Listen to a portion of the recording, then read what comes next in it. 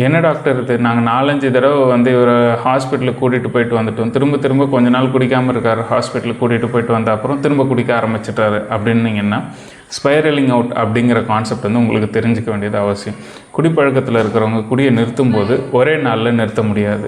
இது ஃபஸ்ட்டு குடிக்காமல் இருப்பாங்க, திரும்ப கொஞ்ச நாள் யாரோ ஒரு நண்பர்கள் ப்ரெஷர்னாலேயோ இல்லை ஒர்க் ப்ரெஷர்னாலேயோ அவங்களோட மனசில் ஏதோ தொந்தரவுனாலேயோ திரும்ப குடிக்க ஆரம்பிப்பாங்க. அதுக்கப்புறம் கொஞ்சம் பீரியட் போகும், திரும்ப அதுக்கப்புறம் ட்ரீட்மெண்ட் போவாங்க, நிறுத்துவாங்க.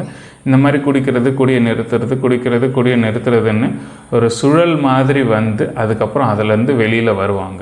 இதுதான் ஸ்பைரலிங் அவுட் கான்செப்ட். குடியை நிறுத்துறதுக்கு முன்னாடி குறைஞ்சது ஆராய்ச்சிப்படி 4-8 தடவை வரைக்கும் அந்த மாதிரி குடியை நிறுத்திட்டு குடியை ஆரம்பிச்சிட்டுங்கிற மாதிரி போகும். இந்த மாதிரி ட்ரீட்மெண்ட்லேருந்து வெளியில் வந்த உடனே யாரெல்லாம் குடிக்க ஆரம்பிக்கிறாங்களோ அவங்கள எவ்வளோ சீக்கிரம் உங்களால் திரும்ப ஹாஸ்பிட்டலுக்கு கூட்டிகிட்டு போய் ட்ரீட்மெண்ட் எடுக்க வைக்க முடியுமோ கண்டிப்பாக எடுக்க வைங்க. சீக்கிரம் அவங்கள அதிலேருந்து வெளியில் கூட்டிகிட்டு வரலாம்.